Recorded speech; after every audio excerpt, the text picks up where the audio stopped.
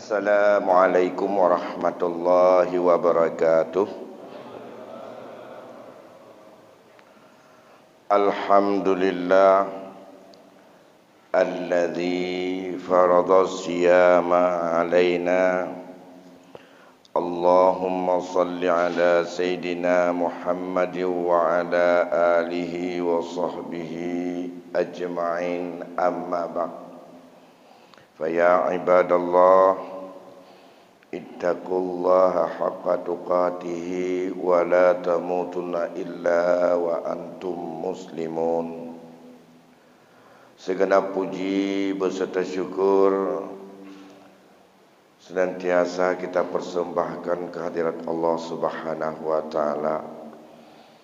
Selawat dan salam keharibaan junjungan alam Nabi besar Muhammad sallallahu alaihi wasallam pada keluarga dan sahabat beliau sekalian.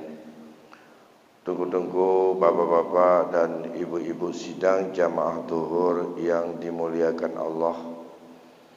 Mari senantiasa kita selama ada di dalam rumah Allah untuk kita niat i'tikaf, sehingga nilai duduk kita akan lebih berganda. Yang pertama, nilai duduknya saja. Kalau biasa di luar Ramadan habis zuhur kita duduk di warung nasi, nilainya beda. Itu adalah yang akan kenyang perut. Kalau di bulan puasa kita duduk di rumah Allah sejenak dengan aktivitas, ditambah lagi dengan adanya pengajian, maka double. Yang pertama nilai i'tikaf, duduk tanpa ngomong apapun. Yang kedua duduk kemudian berzikir.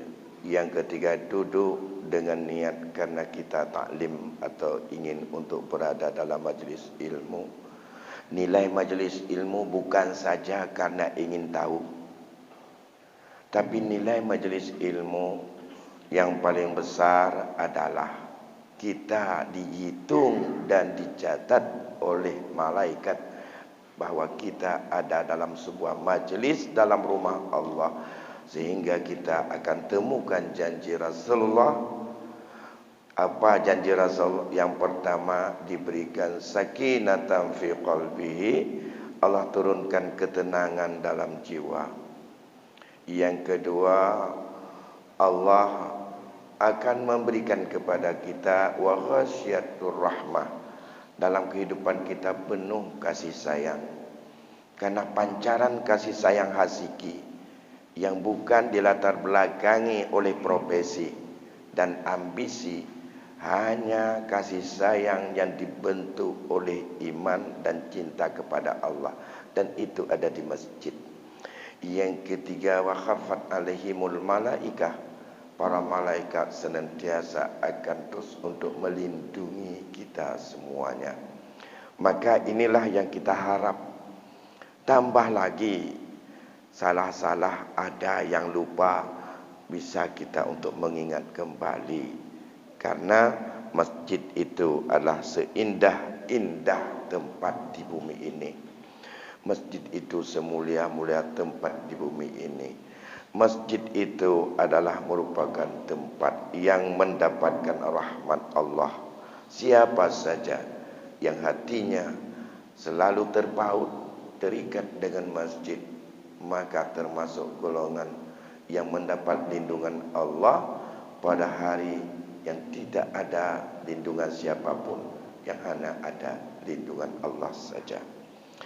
Bapak Ibu yang berbahagia, bulan ini banyak sekali titel yang diberikan. Bulan ini sebagai bulan rahmat, bulan ini bulan sabar, tapi juga bulan ini sebagai bulan taubat. Oleh karena demikian, semua kita, apa yang pernah untuk diingatkan oleh Rasul, bahwa dua perkara lagi, yaitu senantiasa mohonlah syurga Allah. Yang kedua, mintalah perlindungan pada Allah agar kita terhindar dari neraka Allah. Dan itu adalah merupakan kita sangat butuh kepadanya. Maka kalau kita ingin target akhirnya itqu minan nar, merdeka dari api neraka, tentu saja hamba yang bisa mendapatkan syurga Allah dan ia pernah melakukan kesalahan kepada Allah, itu menunjukkan bahwa hamba tersebut mendapat ampunan dari Allah. Untuk mendapat ampunan Allah, agar hamba lebih taqarrub dengan Allah, lebih mampu untuk bisa konsentrasi hati bahwa saya ini sangat-sangat mengharap, raja kepada ampunan Allah.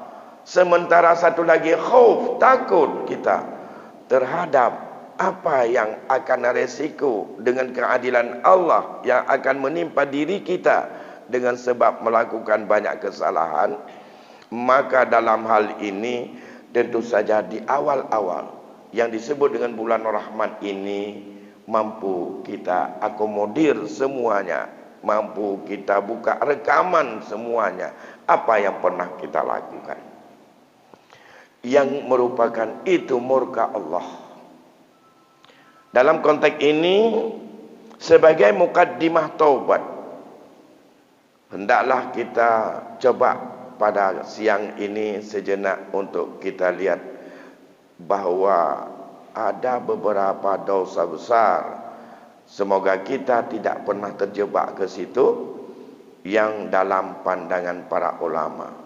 Yang hari ini menurut kitab dalam Mau'izatul Mu'minin, pendapat Abu Talib Al-Makki bahawa paling kurang ada 17 perkara yang dikategori itu dosa besar. Ada 17. 4 perkara ada dalam hati. Na puat boh dosa besar nyan baate. Galom tapubut baate karayuk lau tanya. Ya. Kon bakbut. Bak etikut. Na pet perkara tu na bak lidah. Sudah 8. Ada 3 perkara yang ada pada tangan. Dan ada perkara yang ia pada kaki. Dan ada perkara yang dosa besar itu pada seluruh tubuh kita. Ya. Kita lihat satu persatu secara ringkas sebagai pengantar hari ini. Yang pertama, yang merupakan dosa kepada Allah dan termasuk dosa besar. Menurut Syekh Talib Al-Makki, berdasarkan daripada banyak asar dan hadis yang dilihat, yang di mana pendapat ulama, sesuatu perbuatan yang diancam dengan hukuman neraka itu dosa besar. Atau sesuatu perbuatan yang itu dilabelkan lagu al-kabair, itu dosa besar. Ada kadang-kadang dosa besar itu diancam dengan jangankan neraka, bahwa ia tidak mendapatkan bau syurga sekalipun, itu termasuk dosa besar. Dari beberapa kriteria yang dirumuskan, maka menurut Talib Al-Makki bahwa di dalam hati ada 4 dosa besar. Yang pertama adalah syirik, bahkan sangat besar dan tidak ada jalan ampunan kalau memang itu adalah dosa syirik. Sebab dosa syiriknya tidak hanya dengan sebab digetanya tak berdua Tuhan mentang. Murtad bahagian daripada yang sangat bahaya dan kelompok syirik, selama dia tidak mau untuk balik ke Islam. Bahkan lebih bahaya murtad daripada syirik sama sekali tak pernah masuk Islam. Karena bagi seorang yang murtad itu halal darah dalam Islam. Kalau kafir dilindungi darahnya. Yang kerja kadang-kadang orang meen dalam Islam tamong lagi mana ya, tamong tebit itu jauh lebih jahat dan jauh lebih bahaya kepada kita. Lebih mangat tak ujungnya jika kon itu adalah senasib dan itu adalah setanah air orang yang berbeda agama, dan mereka itu bisa dalam kategori kemana yang cocok kita buat. Apakah dia itu adalah harbi? Apakah dia itu adalah bukan harbi? Atau disebut dengan zimmi, adakah ma'ahid, atau dia musta'min, terserah. Itu mereka dilindungi dan haram, tidak boleh disentuh dan dia aniaya. Tapi orang murtad itu lebih bahaya. Ya, ini.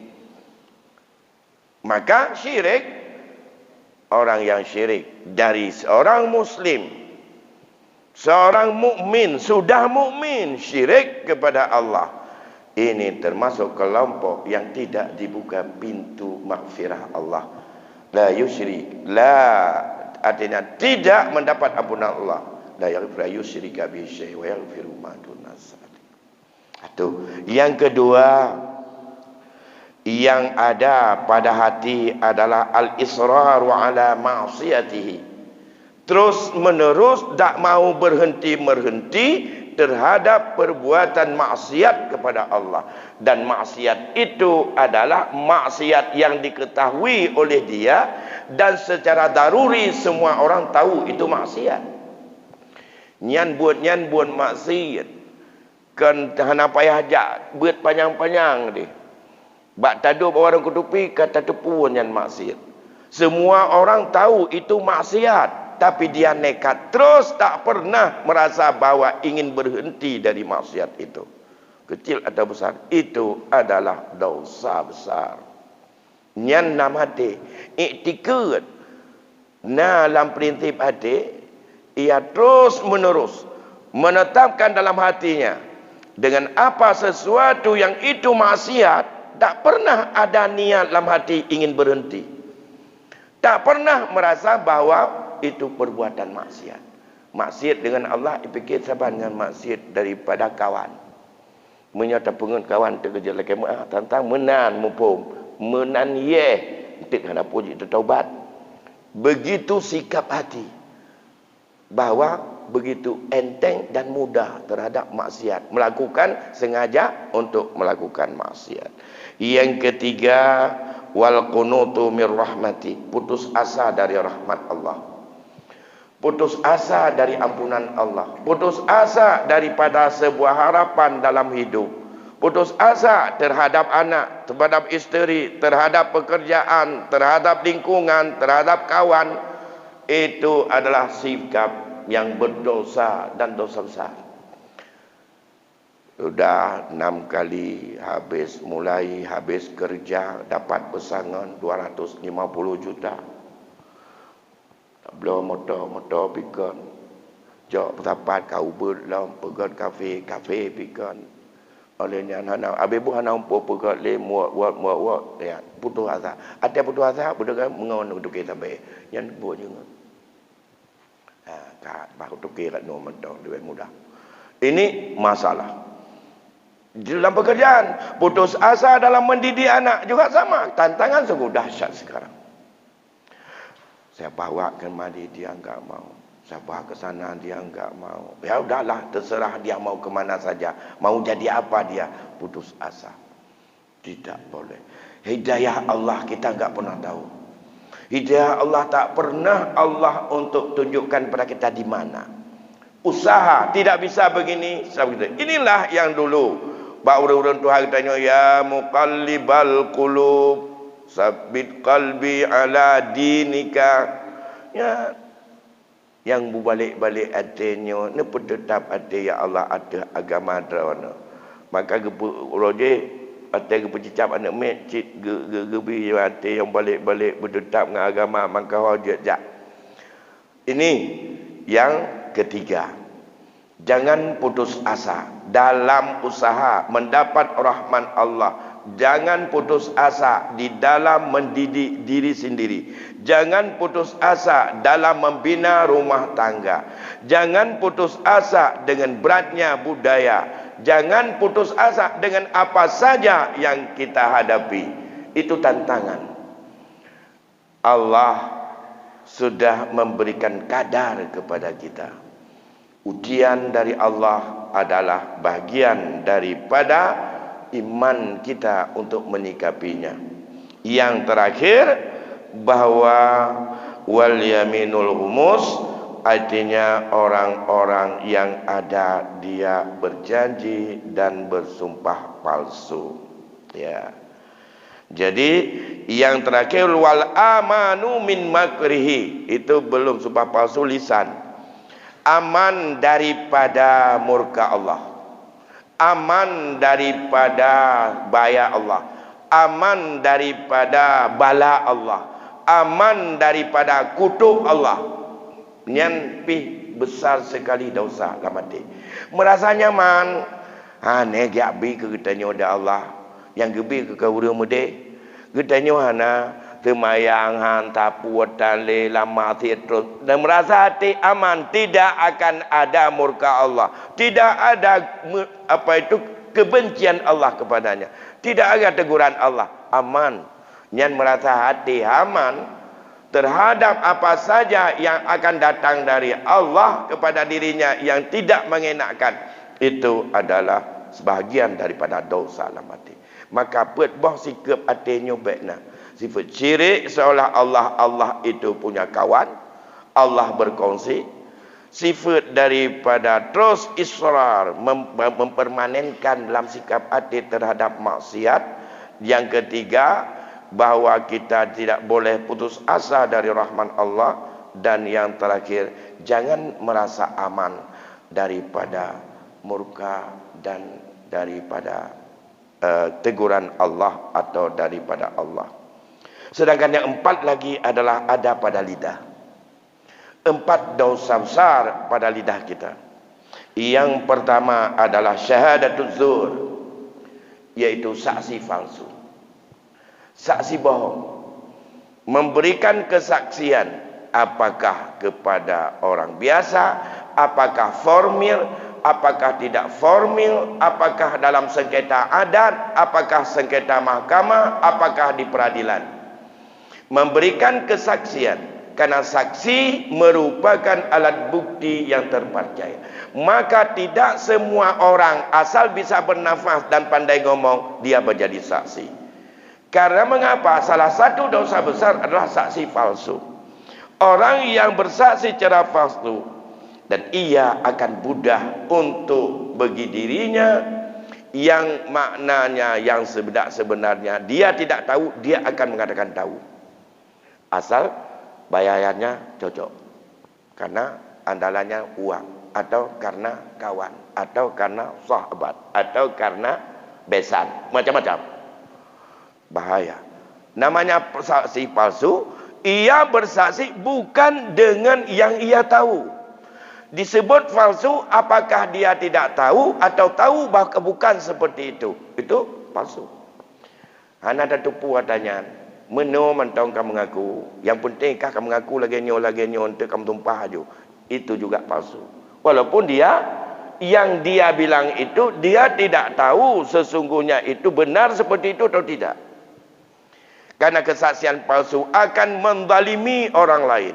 Orang yang punya hak bisa tidak mendapatkan hak. Orang yang seharusnya mendapat hak tidak punya hak apa-apa. Dan ini bahayanya. Maka dia itu saksi palsu adalah merupakan dosa besar dalam semua kasus. Maka yang kedua, waqasful muhsinat. Orang yang suka menuduh orang-orang lain berbuat jahat, berbuat daripada perbuatan-perbuatan mungkar, terutama masalah zina. Itu juga disebut dengan dosa besar. Maka qazaf ini termasuk bagian daripada hukum hudus.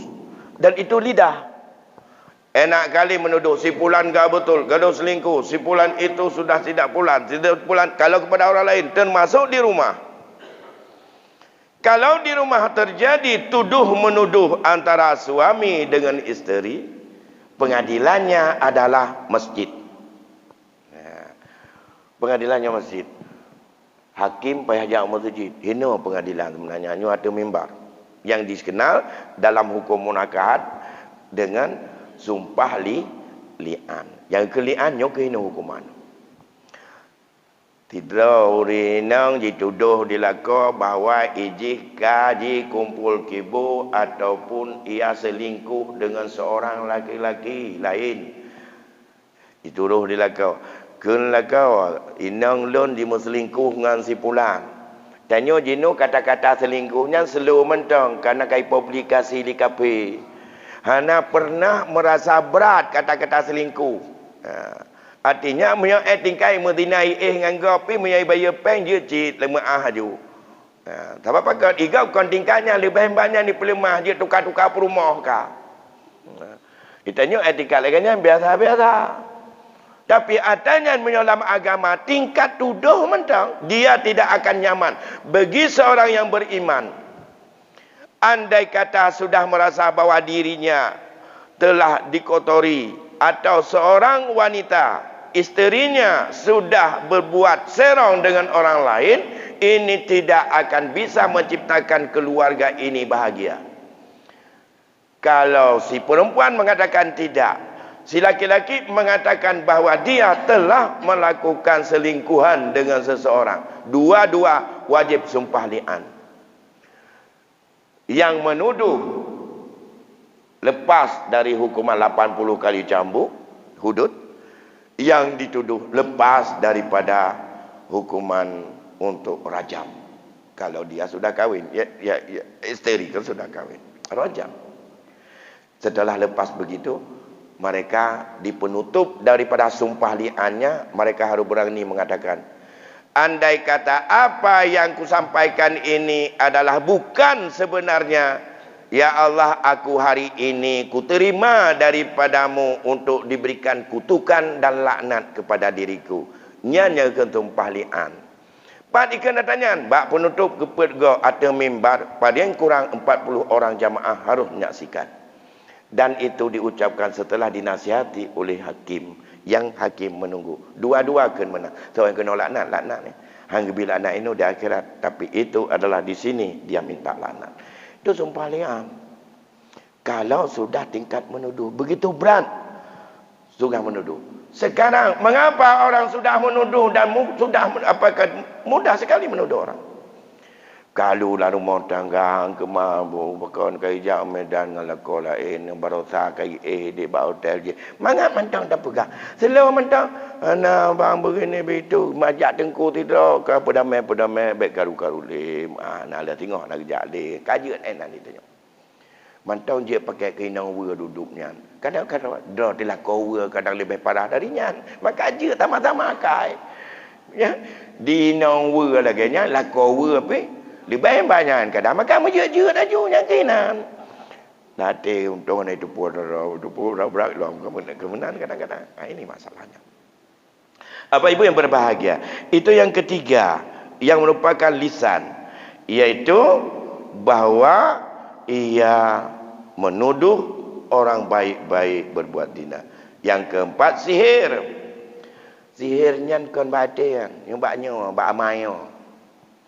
Ya mama itu ili-ili julam jurat inan untuk supaya berkena anggap. Jadi itu nyo mama ji ngan lidah baca-baca nyamang ke pun. Ayat Quran tak tukar-tukar baca je ke. Talah-talah baca kokoh apa yang mohon temenan kan. Tanah pupu nya pada nanyo ngai sim tak dengar tu baca kat tempat ke koh ke dia pun je ke salah. Yang kerja tanya le Quran tihi kadang-kadang lahir orangnya kai jampu-jampu dan menyahan aja tabut. Maka menyahan aja dehana yang tukang hafid, hana tu orang yang asli le. Jadi cetakan yang kedua kadang ada daerah-daerah tertentu selektif sekali untuk menerima Al-Quran. Yang kedua paling penting diketanya orangnya selama ini kita percaya penuh Departemen Agama. Kalau sudah ada rekomendasi Departemen Agama Quran ini berarti original. Maka kalau jiwa kepada Departemen Agama runtuh umat ini, siapa yang punya kewenangan untuk kita percaya lagi? Oleh kerana demikian, mudah-mudahan hati ini diberi oleh Allah untuk kita percaya kepada departemen. Dan mudah-mudahan pemerintah juga untuk memberikan orang yang bisa dipercaya oleh umat. Karena di situ ketergantungan umat ini pada departemen itu saja. Karena departemen lain enggak ada kapasitas. Departemen kesehatan kami enggak tahu, yang penting orang sehat. Kami enggak tahu bahawa ditaruh ayat Quran misalnya menjadi sandal atau di dalam lapisan sandal. Kami enggak tahu. Atau ditukar-tukar ayat. Kami enggak tahu. Oh, MUI bukan lembaga pemerintah. Dia itu di luar lembaga resmi. Walaupun MPU kalau di Aceh itu dengan sebab otonomi menjadi dia bagian daripada lembaga pemerintahan. Bapak Ibu yang berbahagia, yang terakhir yaitu sumpah yang palsu. Di mana sumpah palsu itu bisa membatalkan. Kalau tadi saksi palsu, kalau yang kedua sumpah palsu. Sumpah palsu bisa dia membatalkan sesuatu yang betul dan bisa membetulkan sesuatu yang batal. Itu lebih bahaya lagi. Di mulut. Pakai lagi demi Allah. Ya, bersumpah demi Allah, saya tidak pernah untuk mengambil ini. Padahal dia yang ambil. Kalau sudah tingkat demikian itu, maknanya dia itu apa? Tidak pernah merasa bahawa Allah tahu apa yang dilakukan. Kalau sumpah tidak menjadi sebagai lagi untuk pegangan akhir, maka bagi Islam itu adalah cukup mulia sumpah itu. Yang kecil dalam Islam, perkara hana panjang. Hana saksi, hana alat bukti. Cari aja alat bukti dengan sumpah. Itu sumpah. Ya. Al-bainatu 'alal mudda'i wal yaminu 'ala mudda'i. Bainah rat orang dakwa, maka sumpah rat orang yang didakwakan. Selesai masalah. Sebab hana bainah bersumpah, itu bersumpah selesai, maka terjadi sumpah itu sumpah palsu, otomatis yang benar akan salah, yang salah akan benar. Banyak orang hari ini, di saat iman tak connect dengan hati, berani bersumpah walaupun dia adalah bukan melakukan itu yang seperti yang apa yang disumpahkan. Menancit, melanggar sumpah itu lain lagi. Ini sumpah palsu. Tamu sumpah, karena sumpah menjadi alat penyelesaian antara perkara sengketa, terutama berkaitan dengan masalah perdata. Yang sumpah menunjukkan. Menyohana saksi, sumpah. Bak saksi bunuh, orangnya taban masalah. Saksi hantar temeng orang adik. Orang carang, tapi adik dan. Karena Tuhan ni jemut pengen. Pulang tanya. Yang kedua, hai Tuhan ni pengun. Ya, duduk yang tak tahu orang pasainya orang pengen Tuhan temananya. Maka hang ketua kesaksi. Cuma ke Tuhan dengan mentong hana temakut pulang ke tanya. Tanya pi tadi kiamat. Yang kedua, sumpah saksi tidak bisa dipercaya. Bainah itu yang paling utama dalam Islam, bainahnya saksi. Yang kedua, sumpah menyanyo hana alat saksi, maka tidak bisa untuk mendapatkan keadilan. Dan keadilan akan mudah untuk diselewengkan. Dan tidak bisa mensampaikan orang yang benar hak kepada haknya. Sedangkan hak orang yang bukan haknya, yang dia ambil secara ilegal, walaupun legal di dunia, itu qit'atun minad nar, kata Rasul. Yaitu sepotong api neraka.